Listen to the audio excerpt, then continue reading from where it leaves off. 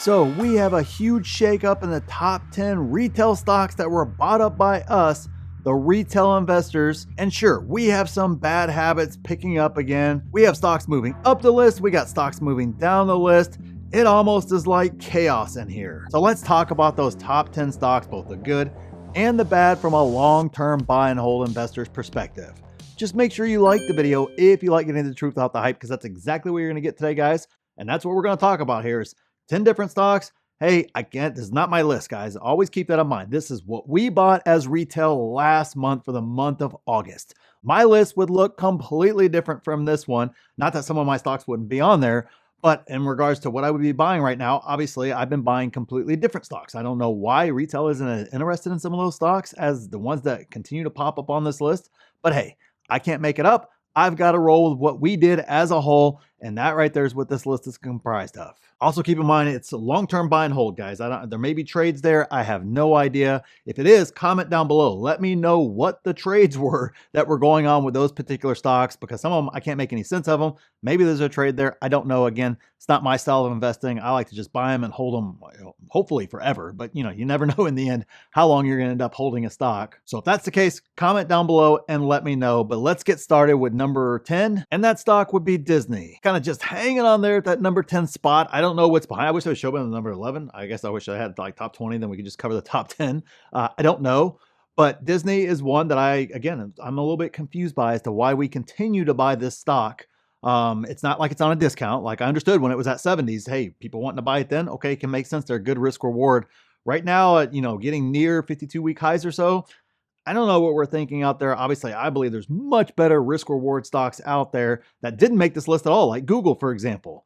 Still isn't on this list, despite the fact it's been on a discount forever now, finally getting some massive momentum moving forward, but yet it doesn't make the list. And a stock like Disney has consistently been on this list. But it was the same exact thing with Palantir too, guys. Unfortunately for us, this is why retail kind of gets stuck in the whole, you guys buy high and you sell low all the time, because we didn't want Palantir until it had already gone an epic run, got up over $100. Then it jumped on this list, right?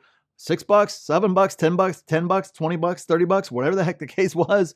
We couldn't crack this list at all with Palantir, but gets close to all-time highs and it keeps right on moving up the list in regards to what we buy. So unfortunately with our actions, we're not necessarily dispelling that myth much at all. And that gets even worse with number 9. And that stock is GameStop. I know I'm not going to beat up the GameStop investors again there, but this is a prime example here. You had Google, SoFi, you guys name it, Amazon lately.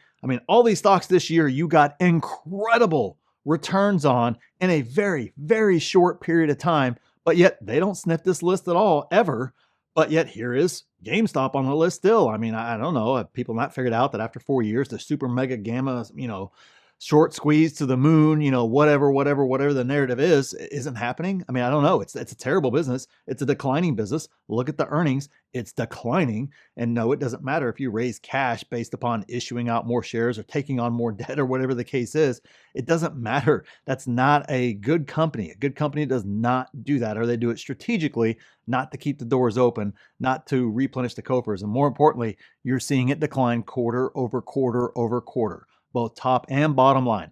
That is a dying business. And unfortunately for GameStop, even though, hey, I remember going to it back in the day, I don't know, more and more things are moving online, meaning there's less and less reason to go into a physical GameStop store. Obviously, we'll see if they're able to turn around the business at some point in time, but it's overvalued by any valuation metric right now, much less a declining business. I don't know, guys. I couldn't tell you any more than that. I don't get it. I don't understand it. So there we were, back to back. I don't know what the heck we were thinking as retail investors going there. But number 8, I get, and that would be Palantir. Now, this one actually fell down the list one from last time, which I actually think was good to see. It had a nice run there in August, obviously. So, obviously you're just DCA and you just continue to DCA. Obviously, you guys know I'm a believer in Palantir. Been buying that stock since it was down in the $6 range. It's an incredible company, got an incredible long runway. It is extremely overvalued right now by any metric. I know pumpers out there tell you something different, but hey, I apologize, guys. It's exactly what it is, but I can't say it's not a great stock to buy. Unlike other stocks on this list, Palantir is absolutely a great company. And given the run that it's had, to me, it makes sense that it fell down a little bit, especially for the next stock that it fell behind. And that stock would be Meta. You guys know I've been a bull on Meta for a very, very, very long time now. And guess what they just had? Blowout earnings, an incredible quarter, obviously incredible guidance. They're just now starting to monetize WhatsApp finally, and that's just the beginning of all the other monetization levers that they can absolutely pull in that future. So for me, Meta is a great stock. It's not even crazy overvalued right now, like a Palantir, for example. It's not even close to that level. You can make a case that's at fair value. You can make a case that's a little bit undervalued as well. So for me, I absolutely agree with this one. I'm glad that we are buying up this stock. Obviously, I wish everybody would have jumped on it when it was way back in the 80s. That was probably some of the easiest money you could ever make in the stock market. But hey, nonetheless, it's going to be a great company into the future there. It's going to print money, that bottom line into the future there. So I understand not everybody likes Zuckerberg. I got it. But I'm here to make money and make money on stocks and investing. And there's very, very few businesses out there that print money like Meta does. So number 6 is Microsoft. Another solid company here on this list that we're buying up there. They just had really good earnings. They obviously are at the forefront of everything moving with tech right now, with AI, with everything else out there. And of course, simultaneously, they've been ingrained in everything for so long that, it's really, really hard to get away from Microsoft in any meaningful way. They have the cash. They continue to put it into the business itself. So it's a great business there. I don't really know where it is from a valuation perspective. I've not ran the numbers after this latest earnings call. Of course, I don't own the stock either, so therefore I don't really have any reason to go and run those numbers, but I do like to occasionally take a look at stocks like Microsoft, for example, just to kind of see what they're doing, because obviously it's popular by my group at times as well. And so that way I want to be able to at least speak to that portion of the business, but I just haven't done it yet. So I couldn't tell you if it's overvalued or undervalued right now, but I do know it's a great business, and I definitely am not worried about 5 years from now. Is Microsoft going to be in a far better spot than they are today? I think the answer to that is a definitive yes. So stock number 5 is Ford. I don't know, kind of like Disney, GameStop. This one has routinely been in the top 5, sometimes as high as 3 on the list here.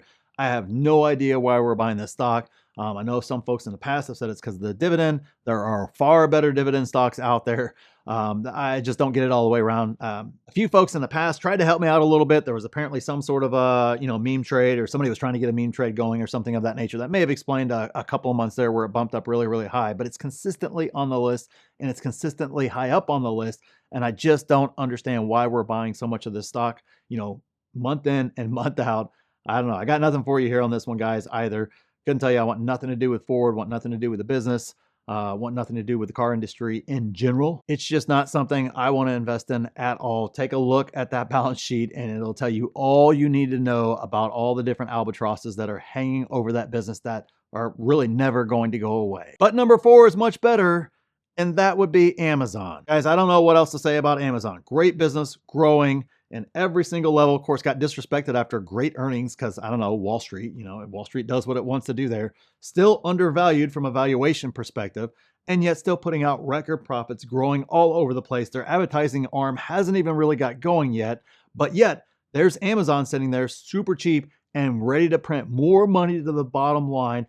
They continue to move into higher and higher and higher margin businesses with giant TAMs out there for them to grab. So I understand it, buying Amazon completely. Glad it moved up the list here. Really, really happy to see it. Definitely one that I have on my list as well to buy as often as I can, because it's a great business and it's still undervalued from a valuation perspective. And in this type market where the market's red hot, it is really, really hard to find stocks that are undervalued. And here's Amazon right there. And obviously we've been all over it as retail investors. So stock number 3 is Tesla.